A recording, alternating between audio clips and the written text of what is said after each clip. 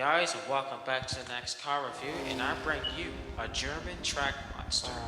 This is a BMW M4 GTS. I am finally reviewing another BMW after the last BMW I reviewed was the M3 GTR, and before that was the M5 E60, and before that was the M2 Coupe. Well, there's a few more BMWs on the way that we are going to review, and I cannot wait to dive right into facts and personal feelings about this particular track day car. Now, this is a monster. This is a track day monster that everybody almost likes to drive. Well, the BMW M4 GTS is one of the special track day BMWs. Now, before we get into this car review, we reviewed the Dodge Charger Hellcat, which is the most powerful sedan in the world. Go check it out for more information. But this time, let's dive right into this car review, and I'll be covering all the quirks and features and all the facts why this car is a monster, and why is this better than the base M4 Coupe. Alright, so let's open up the garage door, and here we have is the BMW M4 GTS. Now, this is this is beautiful. This is a stunning car, and I do love BMWs, as you can tell. Now, BMW makes one of the best looking cars on the planet. Now, that's just my claim, but let's be honest here. BMW make one of the best looking cars in the industry, and it's that simple. It's just that true. BMW M4 GTS is one of the special BMWs ever made, and I will be saying all of the facts why this car was one of the special ones. Now, a quick overview before we get into this car review. So the base M4 Coupe came out in 2014, and this car originally replaced the M3 E92 Coupe that entered production in 2012, and then the M4 Coupe debuted in 2014. This car basically was improved over the M3. This was basically the new M3, but they call it the M4 Coupe for some reason. I don't know the information behind it, but they literally took the V8, put it away, and then made a whole new BMW engine, 3-liter inline 6, and this was twin turbocharged strictly for the M4 Coupe. And then the M2 had the 3-liter inline 6, but the M4 Coupe had a twin turbocharged, and it made this car 430 horsepower. But as soon as this GTS came out, this car made about 63 more horsepower than the regular M4. The reason why people went crazy with this car is because of how it looked, how it performed, and crazy how the car sounds.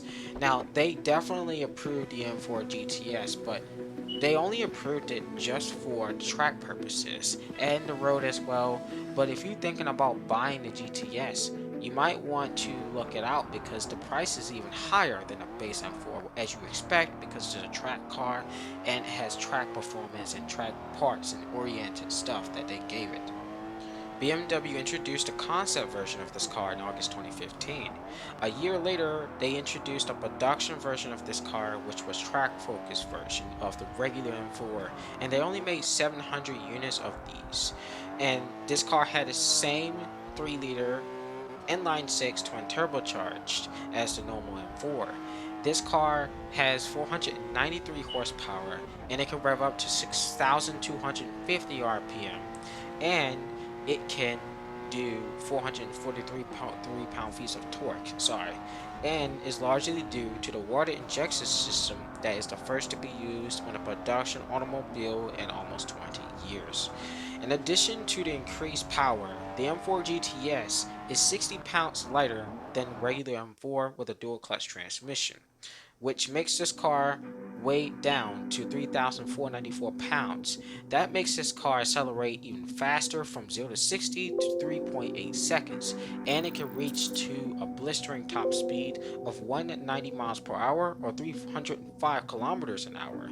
That is fast for a BMW sports car. The M4 GTS has, according to BMW, lagged the infamous Nürburgring Nordschleife track time 7 minutes and 28 seconds. That makes this car faster than the regular M4 24 seconds faster on the Nürburgring, and 20 seconds faster than its brother, the M3 E92 GTS. This equates to the same time as the Porsche Carrera GT. That is very awesome. And not to mention, that's very surprising. I never knew that it had the same lap time as the Porsche Carrera GT. So let's get into the body design of the car, and let's like judge it a little bit. So the front of the car, you can also see the aggressive grille, and the front bumper has more vents just so that the air can go inside the engine, so the engine can condense more power. And also, you also have this orange trim color in the front, which is the splitter that helps produce more downforce. The splitter is there, and also you have more vents in the front bumper than you do in the regular M4. And then you have this hood vent dent in the hood as well, so the air can go in there. Now let's go from the side of the car. So I do like the rims. That's the most obvious that I can think of from the side. The rims are insane. I do like a lot of spokes and stuff, but also the rims on this car is lighter than the regular M4. And I do love the orange and a lot of silver spokes. It just makes the car even more attractive and interesting, and it sticks out even more. And I do like the BMW logo in the middle of the tire, which is every BMW now.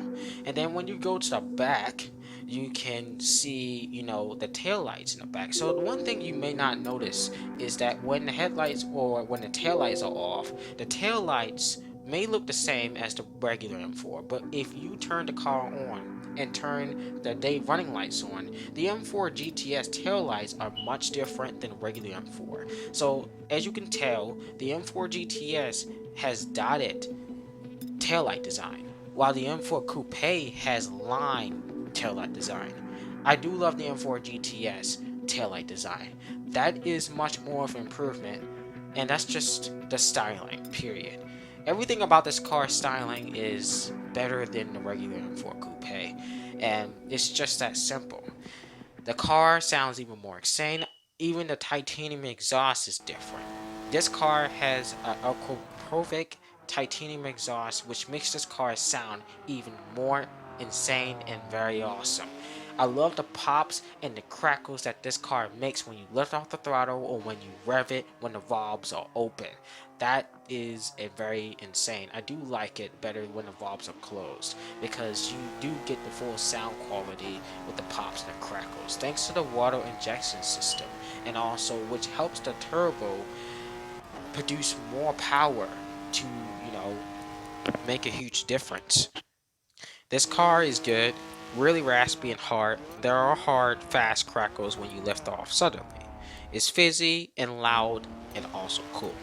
Although it can be a bit disturbing when you hear it passing through your house, because that's how loud the car is if you hear it in person.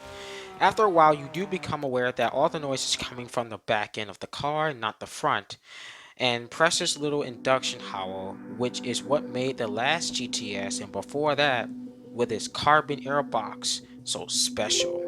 And beyond that, it does. This car feels different to drive than the regular M4. After the first few miles when they tested it, it wasn't really that, persuaded. It's still stiffer, it felt stiffer, they said, and the road car was intrusive. The fat rim steering wheel was, basically, it did not feel as comfortable as they were trying to describe it. So basically, everything you get in an M4 GTS besides the M4, the M4 GTS seats were removed for better weight reduction, and the seats that they put inside of there is more rough, and they are made for the track so they can hug you when you turn from left to right. And also the carbon spoiler, which produce more downforce, and the splitter as well. The rims are different, and also the engine and the sound exhaust is what everybody likes about this car in the styling itself. This car grew on me. Considerably, I first discovered this car in Forza Horizon 3, a video game from Forza from Playground Games. And I did discover this car, and when I did, I instantly loved BMW ever since the M4 GTS, maybe a little bit before. The damping has that same processing that a Porsche GT3 does. It feels sharp at low speeds, but as you go faster, the suspension quick reaction means it's not caught out. It's firm, but really satisfying to put down a good road. It has very positive steering and turning. Unbelievable front end grip. This is not a car that understands understeers. So, now, I'll tell you what, this car competed against a 911 GT3 RS and a Ford Mustang GT350R. Besides those two, I would rather pick the Mustang GT350R. The M4 GTS is a special car in its own right. It has less wearing extreme than the GT3 RS. You could drive it every day, but it will make you make some sacrifices with this car because this car if you go grocery shopping or if you're going to work with this car, that's basically okay, but this car will kind of get disturbing if you drive it in the morning to work. Or the trunk space is very limited. Otherwise, you can drive this car, and I would buy it if you give it a try. Now, what I heard from other viewers is that this car, people say, the more you drive it, the more you like it. And this car is very exciting and fun. It handles positively in every way. And the front end grip is very grippy. Different.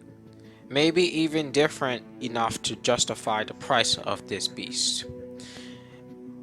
How I look at this car is that, in my personal opinion, this car is very awesome, and I can already see having fun with it on the road and especially on the racetrack as well.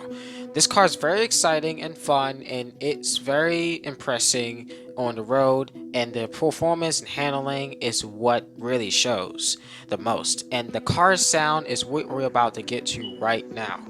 Alright, so let's get inside of the BMW M4 GTS and start the engine and put the keys in the ignition. This is one of the best sounding BMWs ever in terms of the modern BMWs now.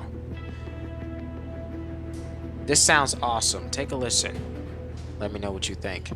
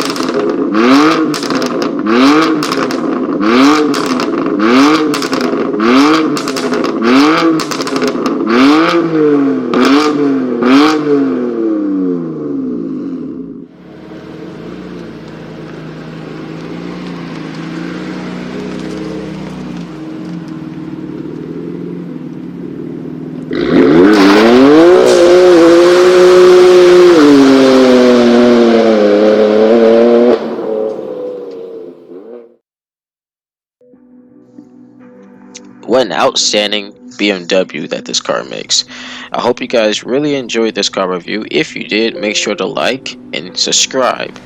Go in down the comments and give me any car suggestions. What do you want me to review next? I got hella cars I reviewed in the past, and I am still uploading it on YouTube. Give me any car suggestions down below. Otherwise, I got some ideas. Peace out, guys. Have a safe day. Stay tuned.